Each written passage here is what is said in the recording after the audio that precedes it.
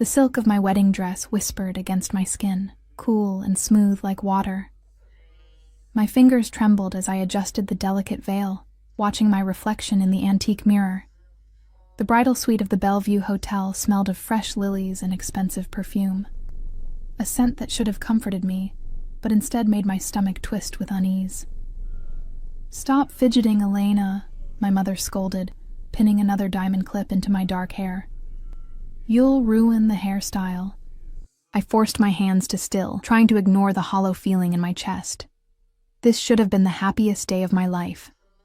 After 27 years of struggling, of cleaning houses and waiting tables to put myself through nursing school, I was marrying Robert Sinclair, respected doctor, heir to a small fortune, and a man my immigrant parents approved of with glowing pride. "You look beautiful," my mother said, her voice softening as she stepped back to admire her work. For once, the permanent worry lines around her eyes had relaxed. "Robert is a good man.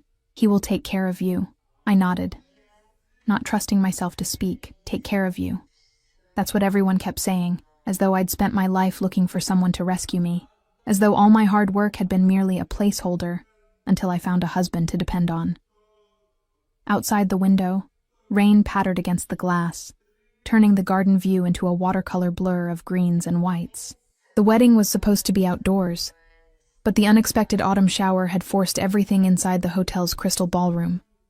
Another thing beyond my control. "I'll go check on the flowers," my mother said, patting my shoulder before leaving the room. Alone, I finally exhaled, my shoulders slumping beneath the weight of lace and expectations. The woman in the mirror looked like a stranger, someone polished and perfect, with eyes that held no joy. I thought of Robert, probably joking with his groomsmen downstairs, confident and unbothered. Robert, who never raised his voice or asked for too much, who said he loved my determination, but subtly suggested I might want to scale back my night shifts once we were married. Robert, who had proposed with his mother's ring in front of both our families at Christmas dinner. A soft knock interrupted my thoughts. "Come in," I called, expecting my bridesmaid Sophia. Instead, the door opened to reveal a young man I'd never seen before, dressed impeccably in a charcoal suit that screamed money. He wasn't part of the wedding party. "I'm sorry, but this is the bridal suite," I said, frowning. "I think you have the wrong room." His eyes darted nervously around the space, never quite meeting mine.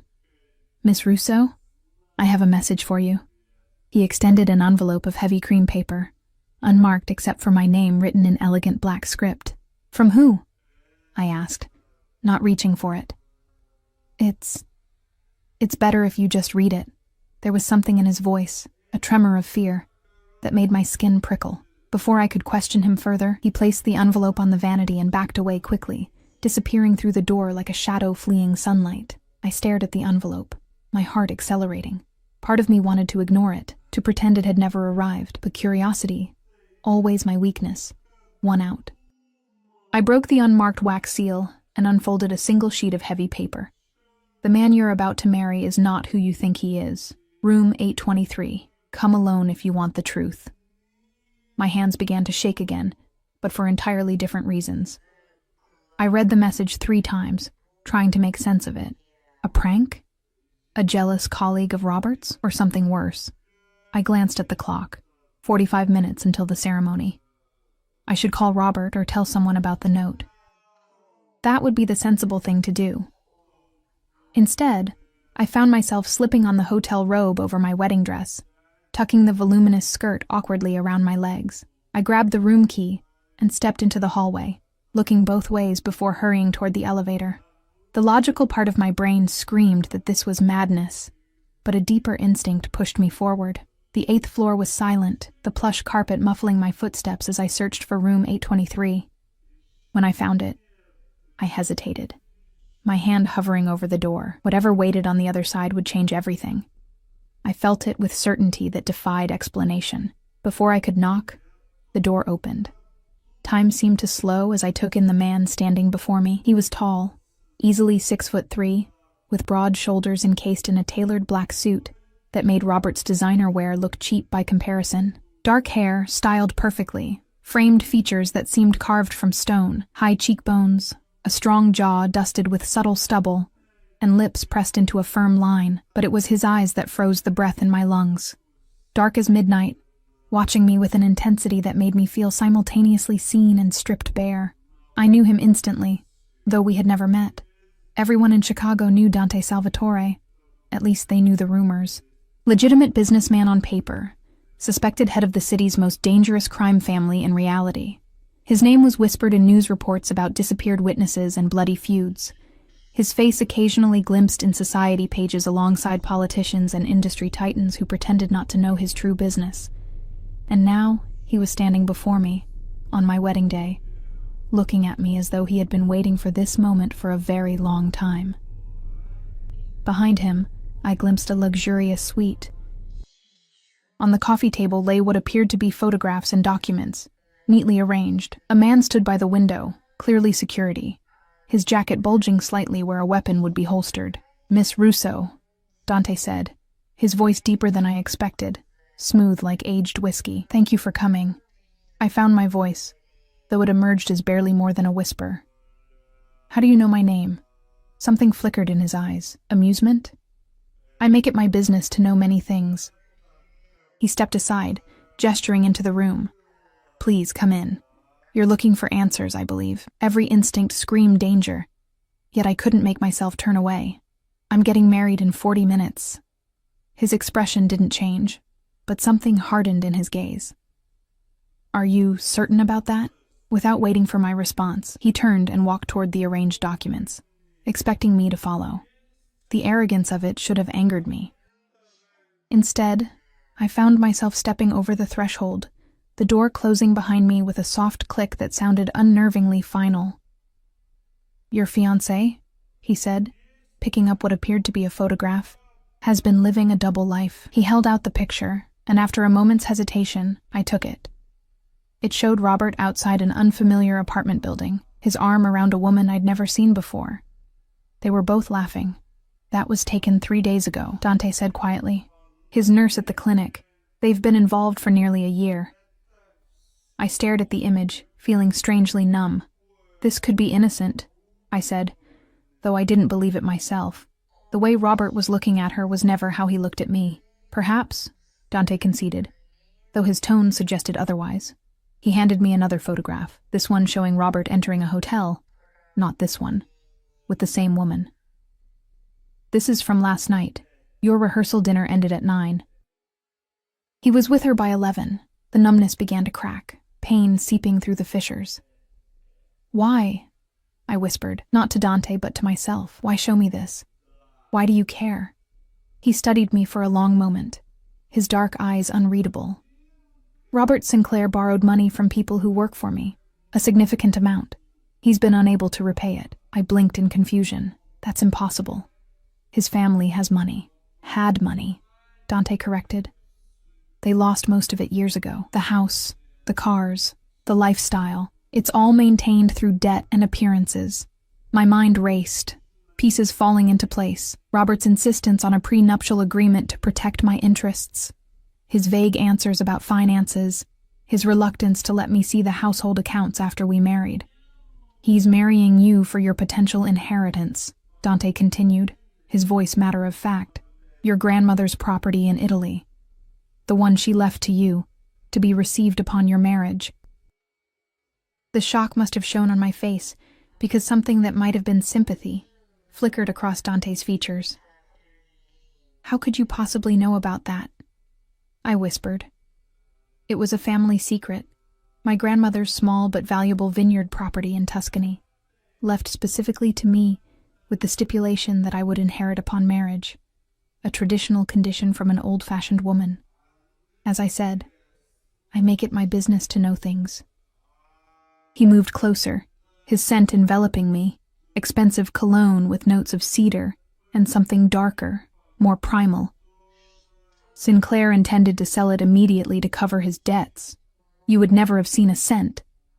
I backed away, suddenly aware of how vulnerable I was. Alone in a hotel room with a man who commanded violence with a whisper, dressed in nothing but my wedding gown and a hotel robe. "Why would you tell me this?" I demanded, finding strength in anger. "What do you get out of ruining my wedding day?"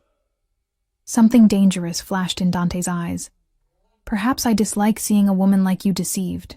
His gaze traveled over me, not in the leering way I'd experienced from countless men, but with an appreciation that felt almost reverent. Or perhaps I simply want what's mine. And what's yours? I asked, my voice barely audible over the pounding of my heart.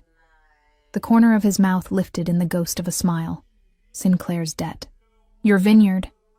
And now, he moved closer again, until I could feel the heat radiating from his body. Possibly you.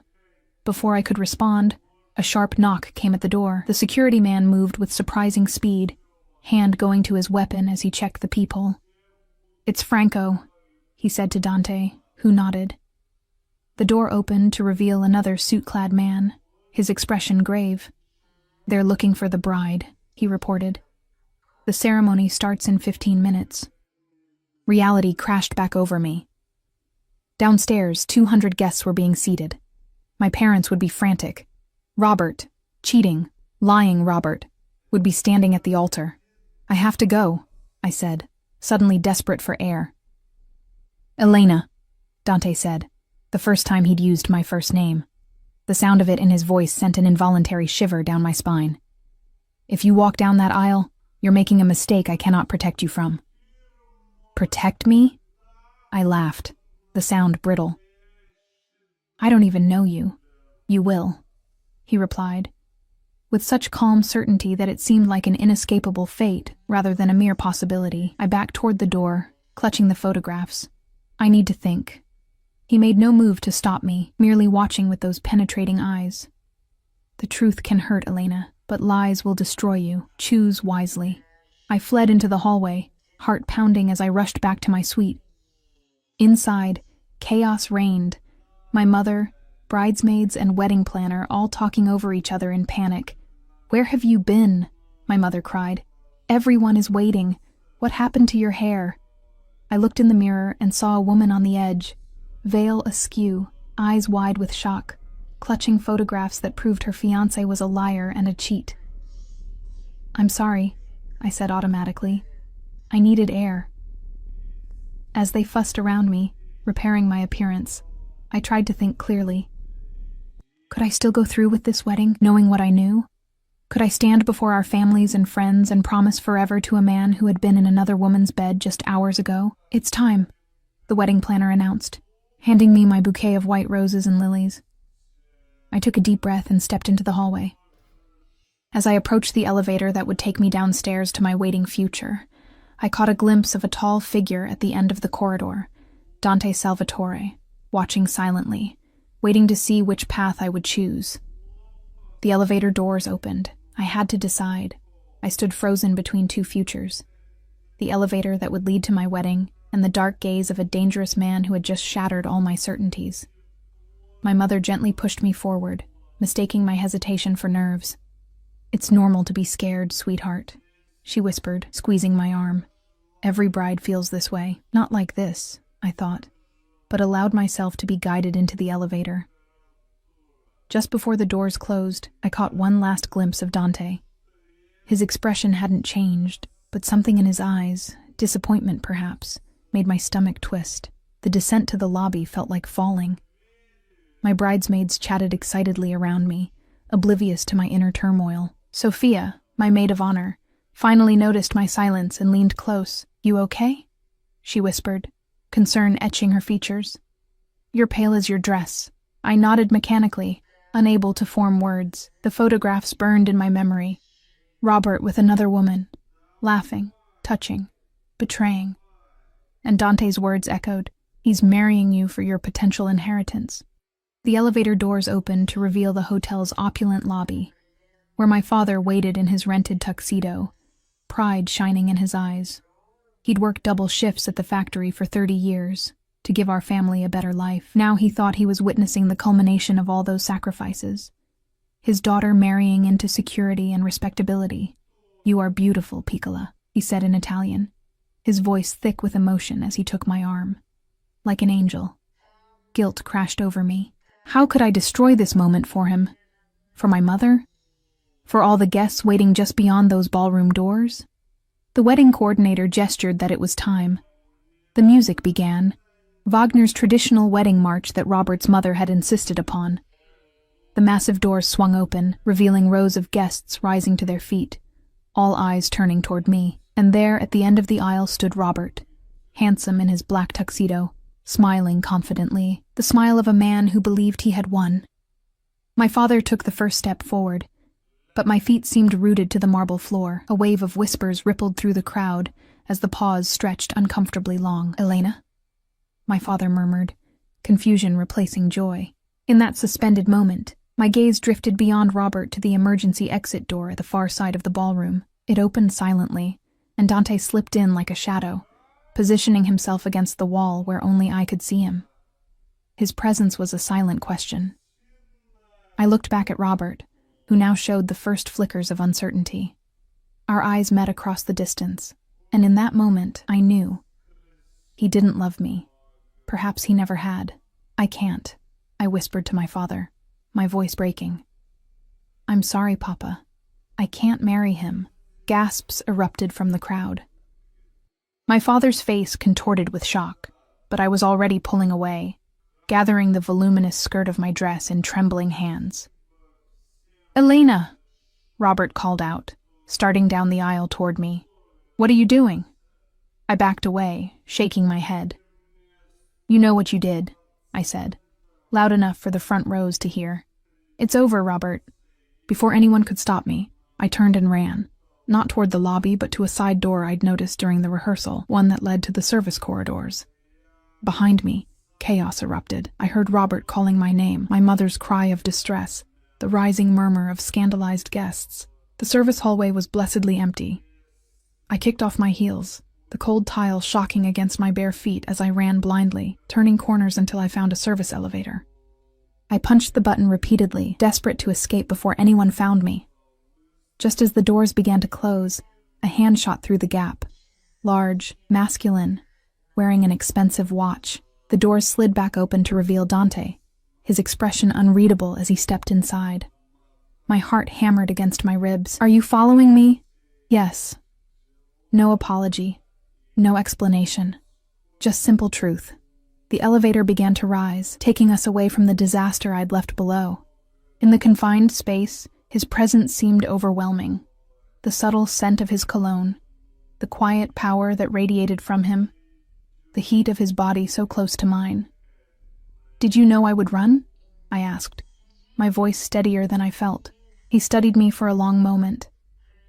"I hoped you would make the right choice." "For whom?" "You?" Anger flashed through my confusion. "You just destroyed my life to collect a debt." His jaw tightened almost imperceptibly.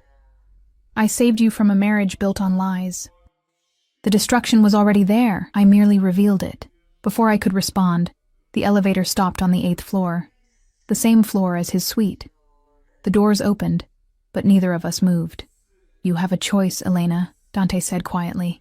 "You can return downstairs and salvage what's left of your wedding. Sinclair will spin a story, cold feet perhaps, or a brief misunderstanding. People will talk, but eventually they'll forget. Or," I whispered, "or you can come with me."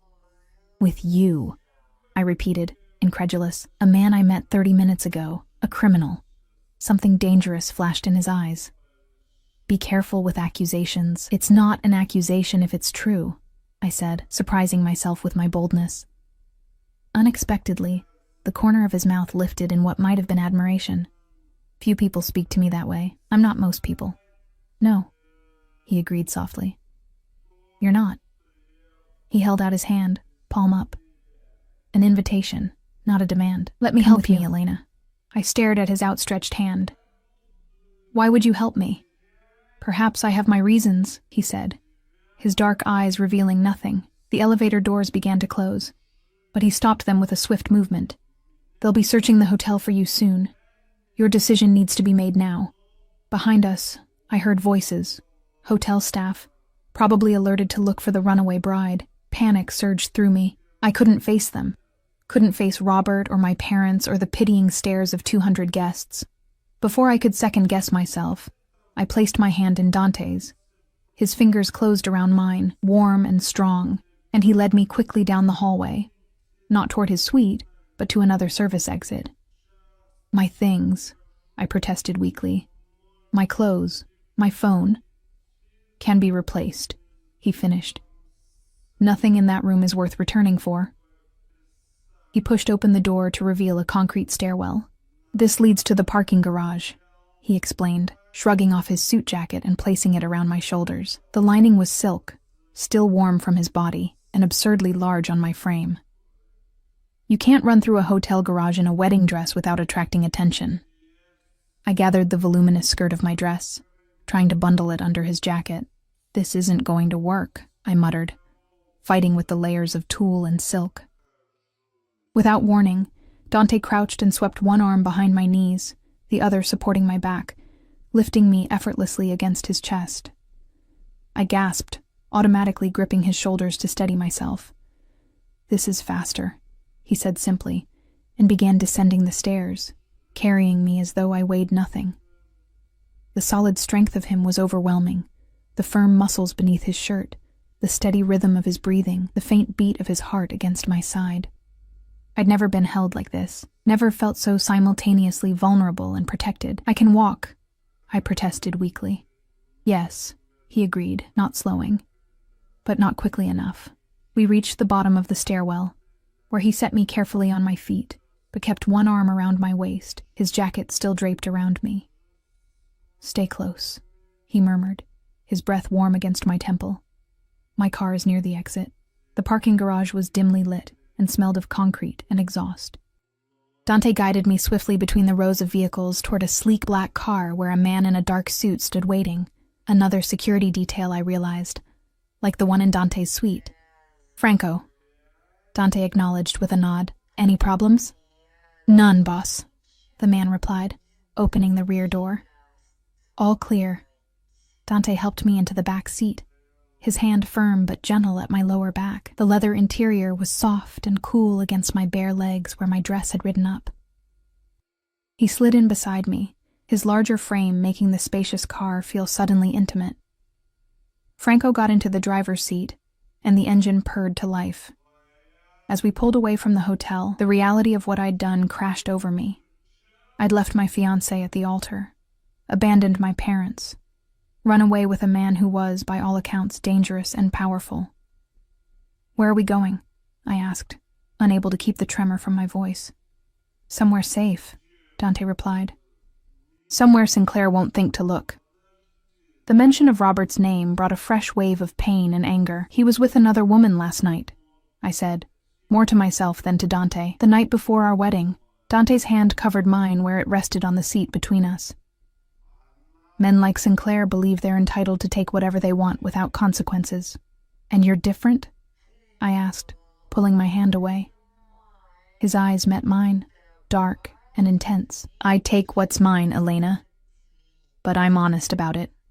The car moved smoothly through Chicago streets, away from the familiar neighborhoods of my life toward the wealthy Gold Coast area. We pulled into the private garage of a sleek high-rise that screamed old money and discretion. "You live here?"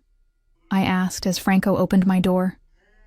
"One of my properties," Dante replied, guiding me toward a private elevator that required both a keycard and fingerprint recognition.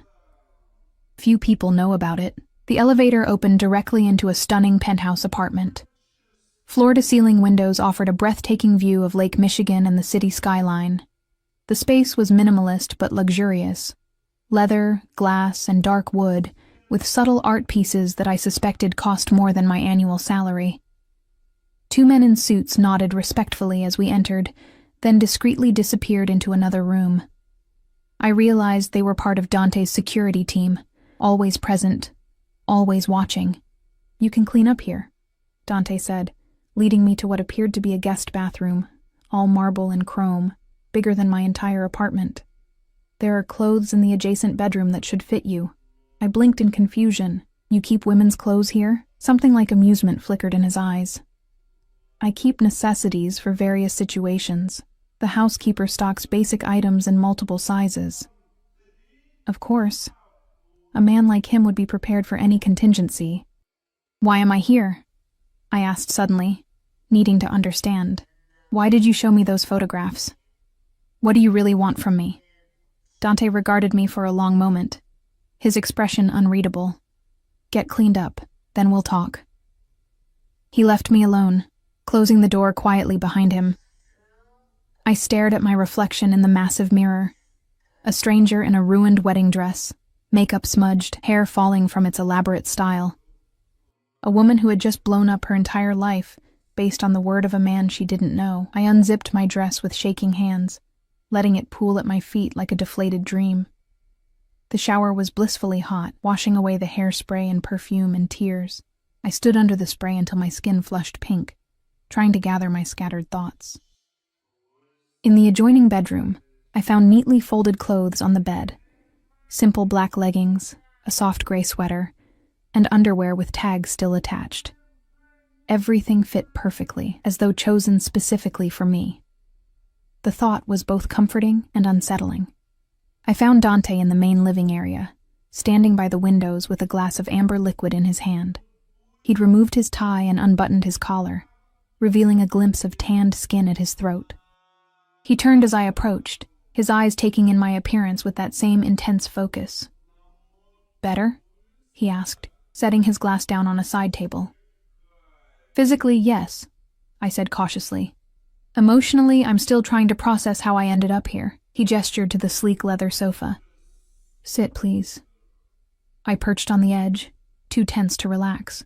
Dante didn't sit beside me, instead choosing a chair opposite, giving me space I hadn't expected. You asked why I intervened in your wedding, he began, his voice calm and measured. The simple answer is that Robert Sinclair owes me a significant amount of money. When I learned he planned to acquire your inheritance through marriage and disappear, I decided to act. So this is about money, I said flatly. Partly, he acknowledged. But there's more. He leaned forward, his dark eyes holding mine. Sinclair has been involved in some questionable business dealings, using hospital resources for illegal purposes, selling prescription medications. Activities that could put innocent people, like you, in danger. My chest tightened. I don't believe you, I said automatically, though uncertainty crept in. How well did I really know Robert? You don't have to believe me, Dante replied with a shrug. The evidence exists regardless. The police haven't connected him yet, but they will eventually. And you know this how? A slight smile. I have interest to protect. Information is valuable. I wrapped my arms around myself, suddenly cold despite the sweater. So you're saying I was going to marry a criminal? You're still in shock, Dante observed. It's understandable. Stop analyzing me, I snapped, rising to my feet. The calm control he maintained was infuriating when my entire life had just imploded. You don't know me. You don't know what I'm feeling. He stood as well, his height making me tilt my head back to meet his gaze. I know more than you think, Elena Maria Russo. 27 years old, graduated top of your class from nursing school while working 2 jobs. Turned down a research position to take care of your mother after her surgery last year. Loyal to a fault, even to those who don't deserve it. My breath caught. How? As I said, information is valuable. He moved closer, not touching me, but close enough that I could feel the heat radiating from his body. You're extraordinary, Elena. Far too valuable to be wasted on a man like Sinclair. And you think you deserve me instead? I challenged, refusing to back away despite the thundering of my heart. His expression darkened, something primal flashing in his eyes. Deserve? No. But want? Yes. The raw honesty in his voice sent a shiver down my spine. Before I could respond, a sharp knock came at the door. Dante's posture changed instantly, tension coiling through his powerful frame as he stepped slightly in front of me, a protective gesture that seemed instinctive rather than calculated. One of his security men entered, his expression grave. Boss, we have a situation. Sinclair's making a scene downstairs, claims his fiancée was kidnapped. Dante's jaw tightened. How did he find this address? Unknown, sir. But he's threatening to call the police. Let him, Dante said coldly. I have nothing to hide. He turned to me, his expression softening fractionally. Do you want to see him? The question surprised me. I'd half expected to be hidden away, my choices made for me. I should explain, I said hesitantly. End things properly. Dante studied me for a moment, then nodded. Franco will bring him up.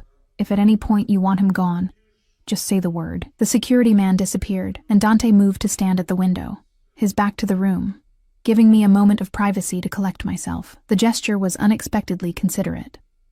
Minutes later, the elevator doors opened, and Robert stormed in, still in his wedding tuxedo, but with the tie loosened and hair disheveled.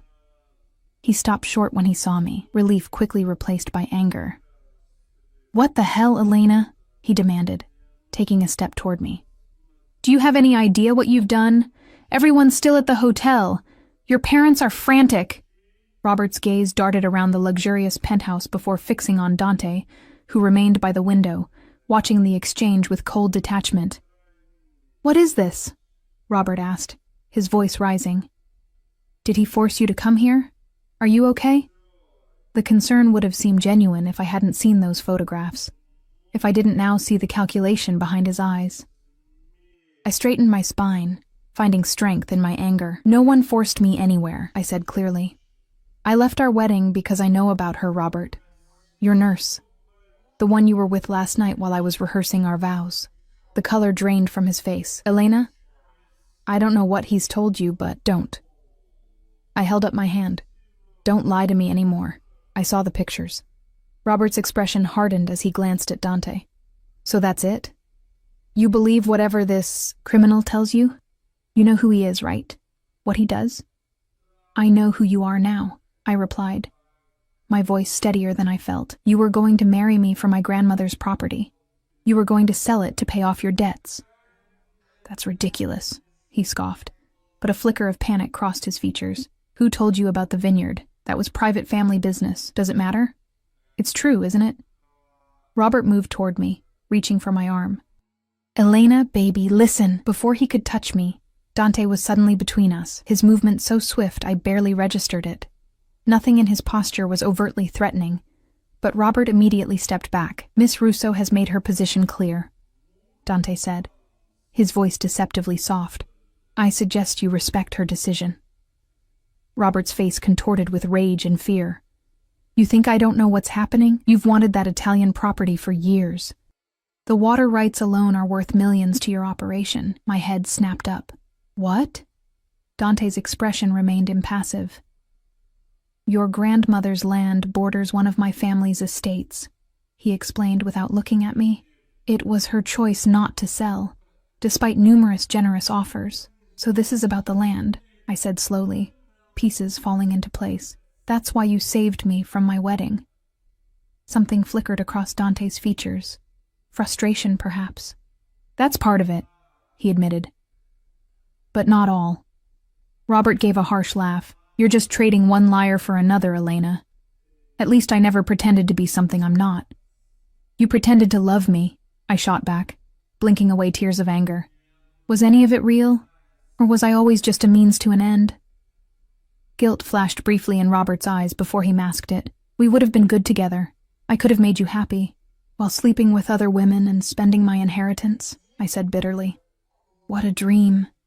Robert's expression hardened. "You have no idea what you're getting into with him," he said, nodding toward Dante. "Do you know what they call him?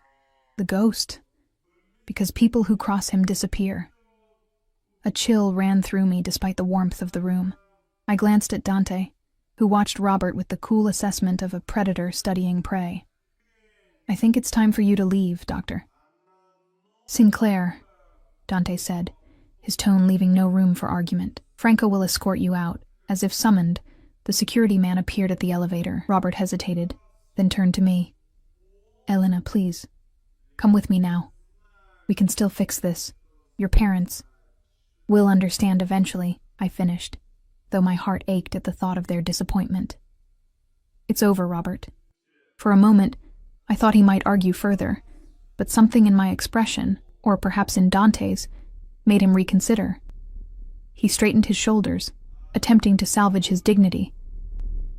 "When you realize what a mistake you've made, don't come back to me," he said coldly. "You're throwing away everything for what?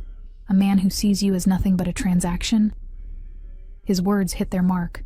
but I kept my expression neutral until he disappeared into the elevator. Only when the doors closed did I allow my shoulders to slump, exhaustion crashing over me. "He's right about one thing," I said quietly. "I have no idea what I'm getting into." Dante turned to me, his dark eyes searching my face. "Are you afraid of me, Elena?" The question surprised me. I considered lying, but something told me he would know. "Yes," I admitted, "but I'm more afraid of what my life would have been if I'd married him." He nodded, seeming to appreciate my honesty. "You're safe here. Whatever you may have heard about me, I don't harm innocent people." "And what about not-so-innocent people?" I asked, unable to stop myself. A ghost of a smile touched his lips. "Everyone makes their own choices. Some choices have consequences." I shivered at the implication. "What happens now?" "Now," he said, moving to a sleek intercom panel on the wall. "You should eat something, then rest. Tomorrow we can discuss your options." "My options," I repeated, suddenly overwhelmed by the reality of my situation. No home to return to, no fiancé, and parents who would be devastated by my actions. "Do I have any that don't involve you?" His expression tightened almost imperceptibly. "You're not a prisoner, Elena. If you want to leave, Franco will take you wherever you wish to go." The offer surprised me. I'd half expected to be kept here whether I wanted to stay or not. I don't know where to go," I admitted. "I can't face my parents yet, and my apartment is in your name alone," Dante finished. "Sinclair has no claim to it, but he knows where it is, which makes it unwise to return immediately. Of course he would know these details about my life. The realization should have frightened me more than it did. "Stay here tonight," he suggested, his tone gentler than before.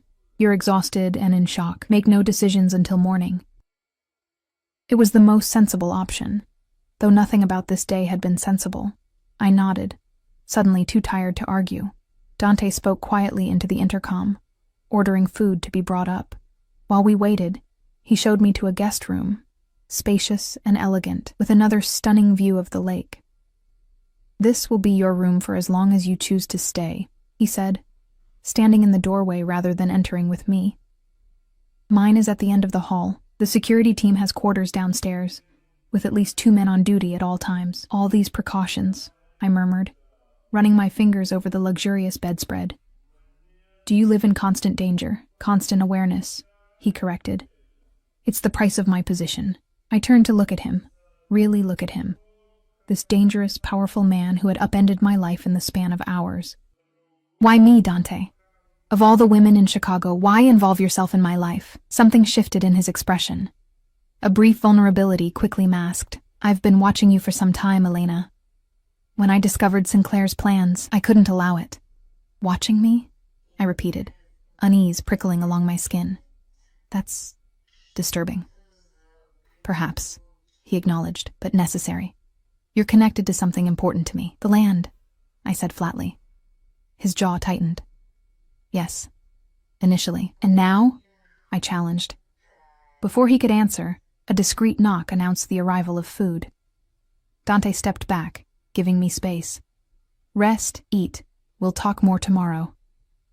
He left me alone with a tray of simple but elegant food, pasta with a light sauce, fresh bread, a small salad, and a glass of red wine. Despite everything, my stomach growled at the smell. I hadn't eaten since early morning, too nervous about the wedding to manage more than a few bites of toast. As I ate, I tried to make sense of the day's events. In less than 12 hours, I'd gone from bride to runaway to... what? Guest? Asset? Prisoner in a gilded cage? Dante claimed I was free to leave, but where would I go?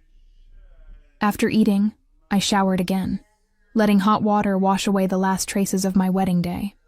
The bathroom was stocked with expensive toiletries, shampoo that smelled of jasmine, lotion infused with subtle vanilla. In the closet, I found silk pajamas that fit perfectly, making me wonder again about Dante's preparation for contingencies. The bed was obscenely comfortable, the sheets softer than any I'd ever felt. Despite my churning thoughts, exhaustion pulled me under almost immediately. I dreamed of dark eyes watching me, of running through endless hotel corridors in a wedding dress that grew heavier with each step, of my grandmother's weathered hands pressing a key into my palm. whispering in Italian, "This is your legacy, little one. Guard it well." I woke to sunlight streaming through windows I'd forgotten to cover, and the disorienting sensation of unfamiliar surroundings. For a moment, I thought I was in the bridal suite, that my wedding day was just beginning. Then reality crashed over me. After using the bathroom, I found clean clothes laid out, jeans that fit perfectly, another soft sweater, and even undergarments in my size. The attention to detail was both impressive and unnerving. I followed the smell of coffee to the kitchen, where I found Dante seated at a glass-topped table, reading something on a tablet. He wore a simple black t-shirt that revealed powerful arms covered in intricate tattoos, art that told stories I couldn't yet read. His hair was slightly damp, as though he'd recently showered. He looked up as I entered, his dark eyes assessing me with that same intense focus. "Good morning," he said, setting the tablet aside. "Did you sleep?" "Better than I expected to," I admitted, hovering uncertainly in the doorway. He gestured to the chair opposite him. "Coffee?" I nodded, taking the seat cautiously. He poured from an elegant carafe, sliding the cup toward me along with cream and sugar. "Thank you," I said, wrapping my hands around the warm mug. "For everything, I suppose.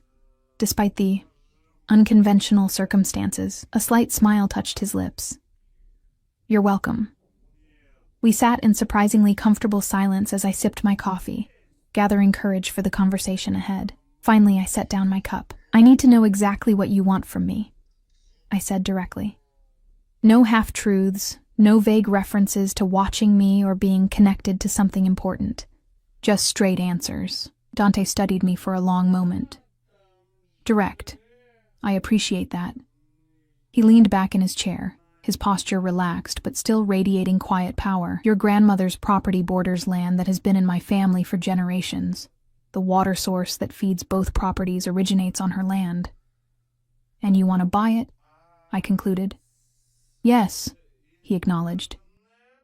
"But your grandmother refused every offer while she was alive, and stipulated in her will that the property must remain in the family for at least 3 generations. I frowned. I didn't know that part. Few people do. It's buried in legal language that most wouldn't bother to decipher. His eyes held mine. "Sinclair discovered it, though. He planned to challenge the will once you were married, claiming the provision was unreasonable. Could he have done that?" Dante shrugged one powerful shoulder. "With the right lawyer and judge, possibly. I couldn't take the risk." "So you intervened," I said slowly, "to protect your interest in the land?" "Initially, yes," he admitted. "But when I began monitoring Sinclair, I discovered his other activities, and then I saw you." Something in his voice made my heart beat faster. "What do you mean you saw me?" Dante's eyes never left mine. "I had men watching Sinclair. They reported that his fiancée was unexpected. Not his typical type. Intelligent, hardworking, independent. I became curious." "So you had them watch me too," I said, unsure whether to be frightened or flattered. "Yes." No apology, just that same straightforward honesty. "The more I learned, the more convinced I became that you were unaware of Sinclair's true nature." I took another sip of coffee, buying time to process this. "And what did you learn about me that was so fascinating?" A ghost of a smile touched his lips. "That you volunteer at the children's hospital on your days off, that you send money to your parents every month, though you can barely afford your own rent, that you stop to pet every stray cat in your neighborhood." Heat crept up my neck. The level of surveillance was disturbing, yet the details he'd chosen to remember were strangely personal, even intimate. "You make me sound like a saint," I said, uncomfortable with his assessment. "Far from it," he replied, that slight smile growing. "You have a temper. You've made your neighbors complain 3 times about your late-night singing. You once threw a drink in a man's face at Donovan's bar when he wouldn't take no for an answer." I couldn't help the surprised laugh that escaped me. "You really did your homework." Dante leaned forward, his expression suddenly serious. "When I realized what Sinclair intended, I had a choice. Let him marry you, then deal with him afterward, or intervene before you were legally bound to him. And you chose to intervene. Why not just warn me anonymously? Send the photos in the mail?" would you have believed them without context? Or would you have dismissed them as a cruel prank? He had a point. I likely would have confronted Robert, who would have denied everything. Perhaps convinced me the photos were doctored. So, what happens now? I asked quietly. What do you want from me, Dante? He studied me for a long moment. I want you to be safe, to make decisions about your future with complete information. And yes, eventually, I hope we can come to an arrangement about the property. An arrangement, I repeated. You still want to buy it? I do, he acknowledged. But I'm prepared to wait until you've had time to understand its true value. In the meantime, you're welcome to stay here as my guest for as long as you need. As your guest, I said skeptically. With no expectations, something dangerous flashed in his eyes. I didn't say that. Heat pooled low in my belly at his tone. Then be clear about your expectations. Dante stood slowly, moving around the table until he stood beside me. I had to tilt my head back to maintain eye contact, acutely aware of his physical presence, the subtle scent of his cologne, the warmth radiating from his body. I want to know you, Elena, he said, his voice deep and quiet. Not just the facts my men could gather, but the woman beneath the surface. And I want you to know me, not the rumors or the reputation, but the man. His honesty was disarming, and if I decide I don't like what I find, then you're free to walk away. I'll ensure you have the resources to start fresh wherever you choose. It sounded too good to be true. Why would you do that for me? Dante reached out slowly, giving me time to pull away, and brushed a strand of hair behind my ear. The casual touch sent electricity racing down my spine. Because you deserve better than what life has offered you so far, he said simply. Before I could respond, his phone vibrated. He checked it, his expression hardening instantly. I have business to attend to, he said, his voice taking on that commanding edge I'd glimpsed yesterday. Franco will stay with you. If you need anything, he can arrange it. Am I allowed to leave? I asked, testing the boundaries of this strange arrangement. Allowed? Yes. Advised? Not yet. His expression softened fractionally. Sinclair is unpredictable right now. Give it a few days for things to settle. After Dante left, I explored the penthouse, finding a stunning library filled with leather-bound classics, a state-of-the-art gym, and a rooftop garden with breathtaking views of the city. Franco kept a discreet distance, visible but never intrusive.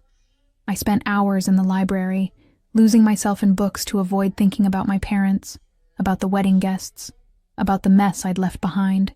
When darkness fell, I found myself on the rooftop garden, wrapped in a cashmere throw I'd found in the living room, watching the city lights flicker to life. It's beautiful, isn't it? I startled at Dante's voice. He stood in the doorway, his powerful frame silhouetted against the interior light. He'd changed into another immaculately tailored suit, his presence commanding even in the growing darkness.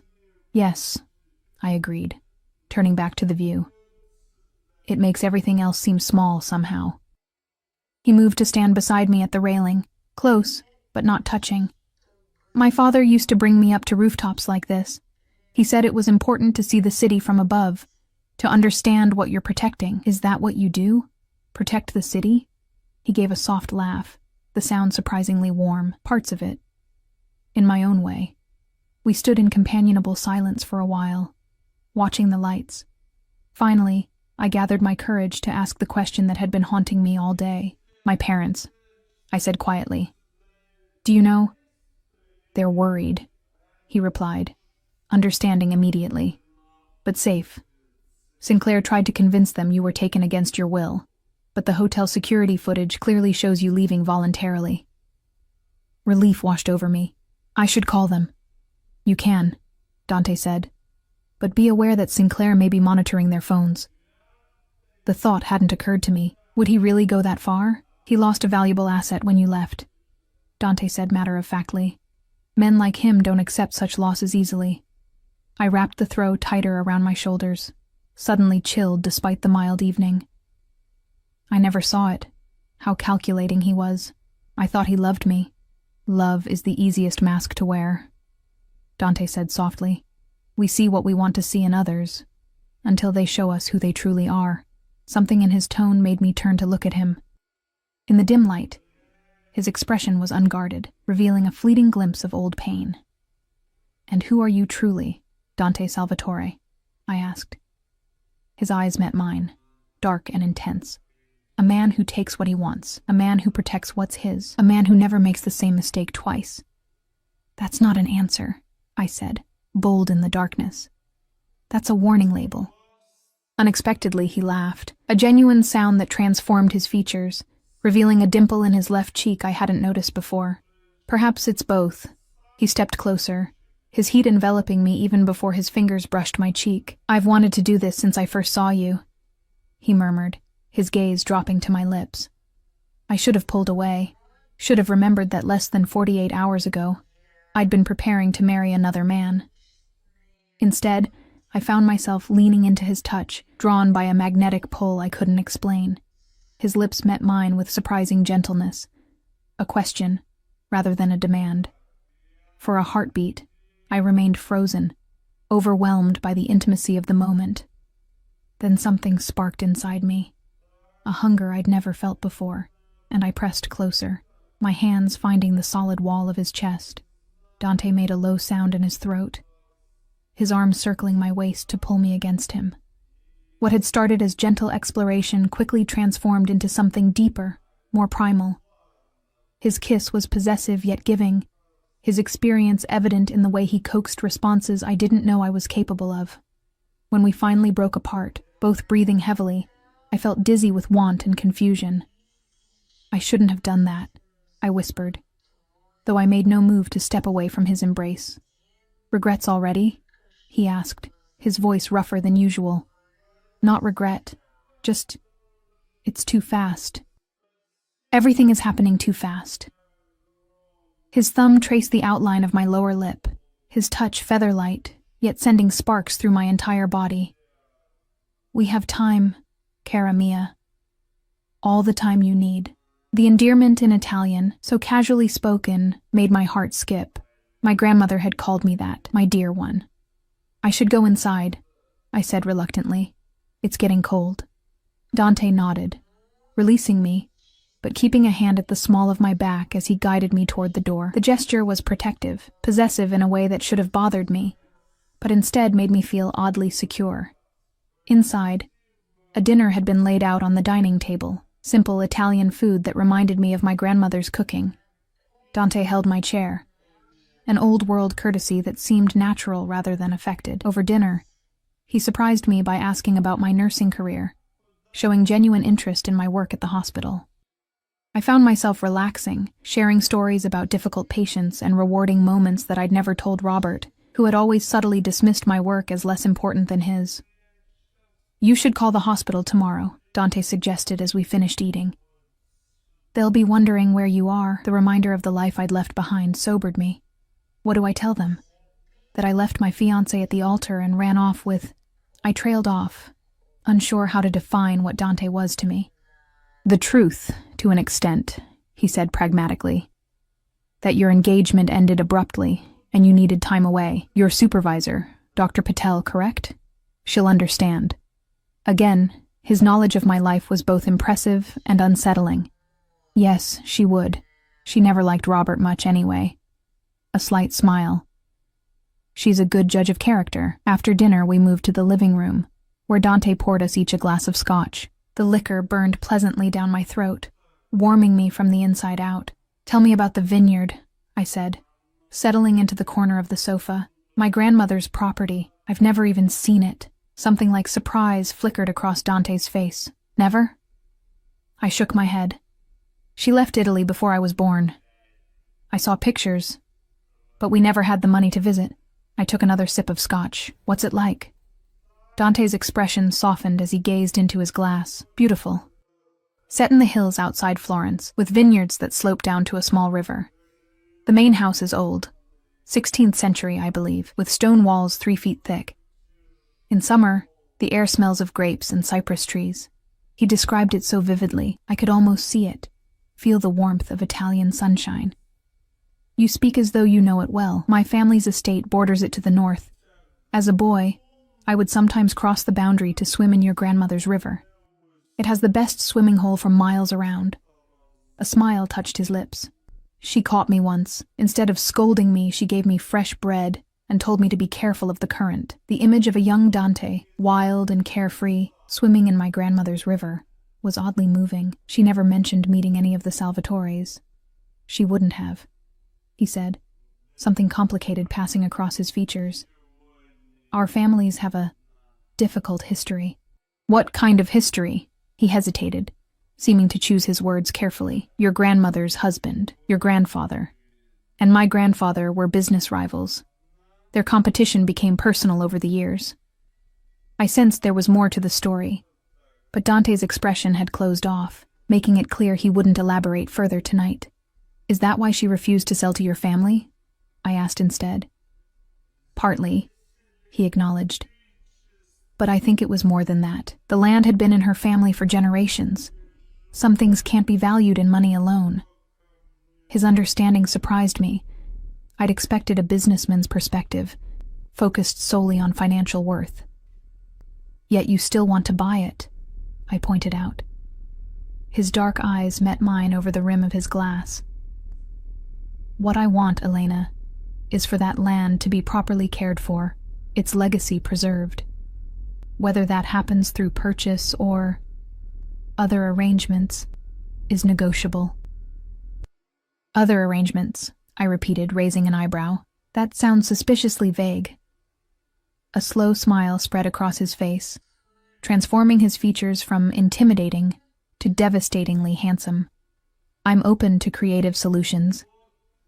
The way he said it, with that intense gaze never leaving mine, made it clear he wasn't just talking about the property anymore. Heat bloomed in my cheeks, and I took another sip of scotch to hide my reaction. It's getting late, I said finally, setting down my empty glass. I should get some rest. Dante nodded, rising smoothly to his feet. Of course. He walked me to the hallway leading to my room, keeping a respectful distance. At my door, I turned to face him, suddenly uncertain. The memory of our kiss lingered between us, electric and unresolved. Thank you, I said softly. For dinner. For telling me about the vineyard. Sleep well, Elena, he replied, his voice a low rumble that seemed to vibrate through me. He didn't try to kiss me again, didn't push for more than I was ready to give. Instead, he simply reached for my hand, lifting it to his lips in a gesture that was both old-fashioned and deeply intimate. As I closed my bedroom door behind me, I leaned against it, my heart racing. What was I doing? Getting involved with Dante Salvatore, whatever his business might actually be, was surely jumping from the frying pan into the fire. Yet as I slipped beneath the luxurious sheets, I couldn't help but replay our kiss in my mind. The feel of his strong arms around me, the passion carefully controlled beneath his composed exterior. For the first time since I'd fled my wedding, I fell asleep without anxiety clutching at my chest, dreaming instead of Italian vineyards and dark eyes that saw through to my soul. Morning came with soft sunlight filtering through the blinds and the distant sound of male voices in the penthouse. I showered and dressed in clothes I found laid out. Another perfectly fitting outfit. This time a simple sundress with a light cardigan. In the kitchen, I found not Dante, but Franco, preparing coffee with military precision. "Good morning, Miss Russo," he said, his tone respectful but distant. "Mr. Salvatore had to attend to urgent business. He asked me to ensure you have everything you need." Disappointment flickered through me, though I tried to hide it. "Thank you, Franco. I'm fine." He nodded, sliding a cup of coffee across the counter. "He also asked me to give you this." He handed me a sleek smartphone. "It's secure and untraceable. Your parents' number has been programmed in." I stared at the device, emotion welling in my throat. Dante had understood my need to contact my family without my having to ask again. "There's a car waiting whenever you're ready," Franco continued. "Mr. Salvatore thought you might want to visit your apartment today, collect some personal items. He's not worried about Robert anymore?" Franco's expression remained neutral. "Dr. Sinclair has been discouraged from pursuing the matter further." Something in his tone made me decide not to ask for details. "Will Dante, Mr. Salvatore, be joining us?" "He sends his regrets. Business requires his personal attention today." Franco hesitated, then added, He asked me to tell you that he'll see you this evening, if you're amenable. If I'm amenable. As though I had plans, as though I had anywhere else to be. The formality almost made me smile. Please tell him I'll be here, I said, trying to match his professional tone. The trip to my apartment was surreal. Franco drove an inconspicuous black sedan rather than the luxury car from the wedding, with another security man in the passenger seat. They flanked me as we entered my building, their watchful eyes scanning for threats I couldn't imagine. My small apartment felt like a stranger's home, the life I'd lived there belonging to a different woman entirely. I moved through the rooms in a daze, collecting clothes, books, my laptop, and the few sentimental items I couldn't bear to leave behind. My engagement ring sat on the bedside table, where I'd left it the night before the wedding. I didn't touch it. In the bathroom, I paused at the sight of Robert's toiletries still arranged neatly beside mine. He'd stayed over frequently in the weeks before the wedding, gradually insinuating himself into my space. Now the evidence of his presence felt like an invasion. I swept his things into a bag, intending to throw them away, when a small box tucked behind his shaving kit caught my eye. Inside, I found a collection of pills in unmarked containers, definitely not standard prescriptions. A cold feeling settled in my stomach as I remembered Dante's words about Robert's questionable business dealings. The sound of a key in the front door lock made me freeze. Franco had promised the building was clear, but there was only one other person who had a key. Elena? Robert's voice sent panic surging through me. I shoved the box of pills into my bag and hurried out of the bathroom, nearly colliding with Franco in the hallway. Dr. Sinclair is here, I whispered unnecessarily. Franco's expression hardened as he touched the communication device in his ear. Stay behind me, he ordered quietly, moving toward the living room. I followed, heart hammering, to find Robert standing in my doorway, Franco's partner blocking his entry with one hand casually resting inside his jacket where a weapon would be. What is this? Robert demanded, his face flushed with anger. Armed guards? Has Salvatore really convinced you you're in danger from me? You should leave, Dr. Sinclair, Franco said, his voice deceptively calm. Miss Russo doesn't wish to speak with you. This is ridiculous, Robert sputtered, his gaze finding mine over Franco's shoulder. Elena, we need to talk. Alone. Whatever he's told you about me. Is it true? I interrupted, stepping forward despite Franco's attempt to keep me behind him. Are you involved in selling prescription medications illegally? The color drained from Robert's face. What? No. That's absurd. But I saw the truth in the way his eyes darted away, in the nervous adjustment of his tie. I found the pills, Robert, in your kit. Those are samples, he said quickly. For patients. Without labels, without documentation? I shook my head, disappointment and disgust washing over me. Just go. I have nothing to say to you. You don't understand, he said, desperation creeping into his voice. I needed the money. The debts. They were going to take everything, but I had it under control. After the wedding, after selling that worthless piece of land. Worthless? I repeated. You were willing to marry me for something worthless? Robert seemed to realize his mistake too late. That's not what I meant. The property itself isn't worth much. Just a run-down vineyard and an old house. But Salvatore wants it badly. The water rights. That's enough, Dr. Sinclair, Franco interrupted, his tone brooking no argument. Miss Russo has asked you to leave. For a moment, I thought Robert might try to push past them. Then his shoulders slumped in defeat. You've made a terrible mistake, Elena, he said, his voice cold. When you figure that out, don't come crawling back. After he left, I sat heavily on my sofa, shaking with delayed reaction. I want to go back to the penthouse, I said to Franco. Please. The rest of the day passed in a blur. I unpacked my meager belongings in the guest room. No, my room now, at least temporarily. I called the hospital and explained that I needed personal leave, deliberately vague about the circumstances. Dr. Patel was understanding, as Dante had predicted. I tried calling my parents, but there was no answer. I left a message, assuring them I was safe and would explain everything soon. As evening approached, I grew increasingly restless, checking the time, listening for the elevator. When it finally arrived, just after 8, I found myself smoothing my hair and straightening the sundress I'd worn all day. Dante stepped into the penthouse like a force of nature, his presence immediately filling the space. He'd removed his suit jacket, his crisp white shirt rolled up at the sleeves to reveal powerful forearms and the edges of those intriguing tattoos. He looked tired, but alert, his dark eyes finding mine immediately. "Elena," he said, my name like a caress in his deep voice. "Franco told me what happened at your apartment. Are you all right?" The genuine concern in his tone loosened something in my chest. "Yes." It was unpleasant but clarifying. "Clarifying?" he repeated, moving closer. I nodded. "I found illegal pills in Robert's things. He admitted he's in serious debt. Everything you told me was true." Dante's expression remained neutral, but I caught a flicker of satisfaction in his eyes. "I'm sorry it happened that way. Are you?" I challenged. "You don't seem like a man who minds being proven right." A slight smile curved his lips. "I would have preferred to spare you the confrontation." He studied me for a moment. "Have you eaten?" I shook my head, suddenly realizing I'd skipped lunch entirely. "Come," he said, extending his hand. I brought dinner.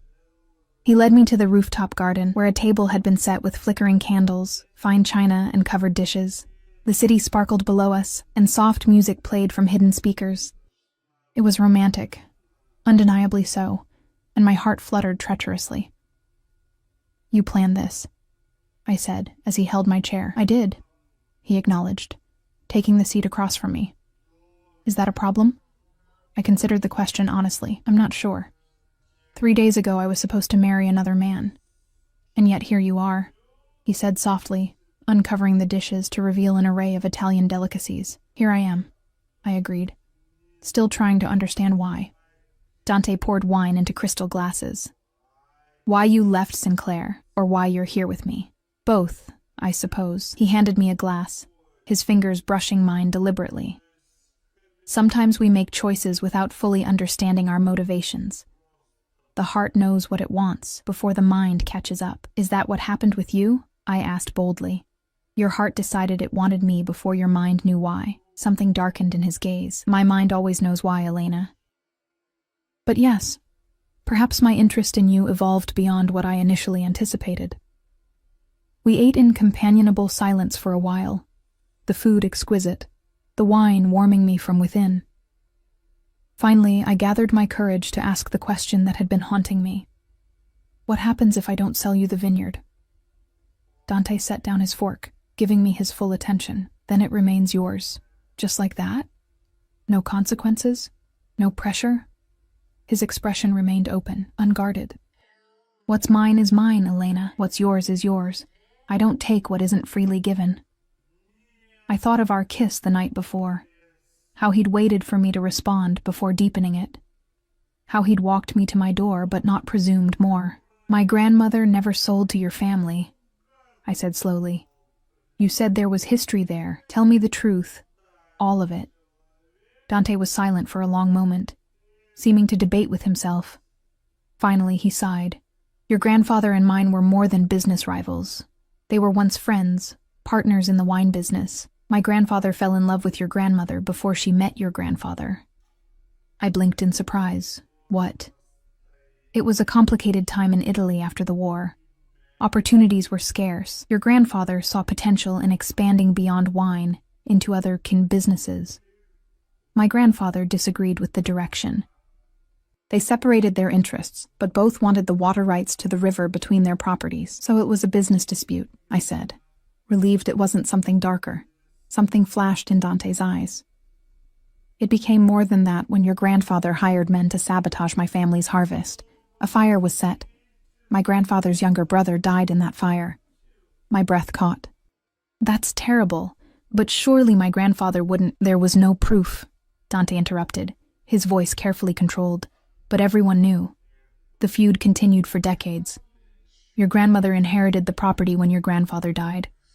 She never sold to us out of loyalty to him, though I believe she knew the truth." "And now you think I'll sell to you?" I asked, trying to process this complicated history. "Because of a decades-old feud I knew nothing about?" "No," he said simply. "I think you'll make your own decision, based on what you believe is right.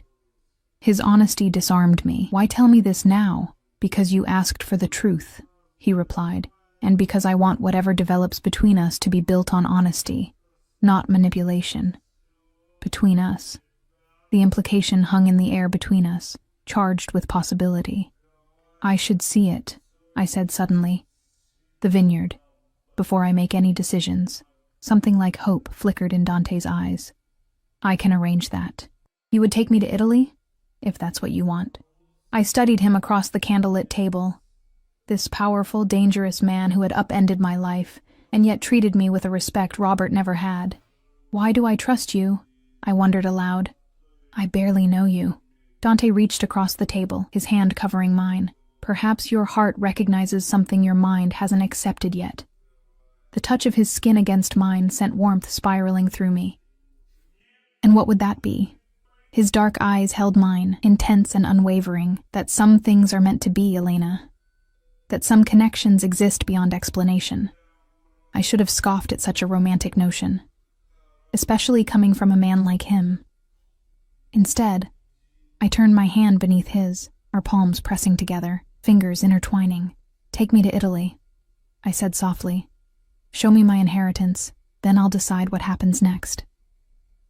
His grip tightened slightly. And us?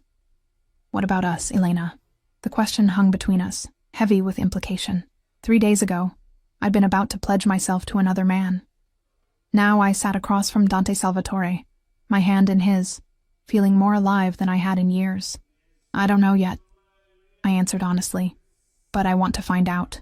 A slow smile spread across his face, transforming his features from intimidating to breathtaking. That's enough for now. Later, as we stood at the railing overlooking the city, his arm around my waist and my head resting against his shoulder, I felt a strange sense of peace. The life I'd planned had shattered, yet from the pieces, something new and unexpected was emerging. Dante's lips brushed my temple, his embrace protective without being possessive. What are you thinking? He murmured against my hair. That sometimes the wrong wedding leads to the right life, I replied, turning in his arms to face him. His eyes darkened as he traced the curve of my cheek with gentle fingers. And is this the right life, cara mia? Instead of answering, I rose on tiptoes and pressed my lips to his, initiating our second kiss. This time there was no hesitation, no holding back. His arms tightened around me as he deepened the kiss, a low growl of approval rumbling in his chest. When we finally broke apart, both breathing heavily, I looked up into his dark eyes and saw my future reflected there. Complex, perhaps dangerous, but undeniably mine to choose. Take me to Italy, I whispered against his lips, and then bring me home. His answering smile was like the sunrise breaking over the city below us, brilliant, warming, full of promise. As you wish, Elena, always as you wish. In that moment, I knew with absolute certainty that walking away from my wedding had been the first step on a path that was always meant to be mine. Whatever challenges lay ahead, whatever complications our past might bring, I would face them with Dante at my side, not as his possession.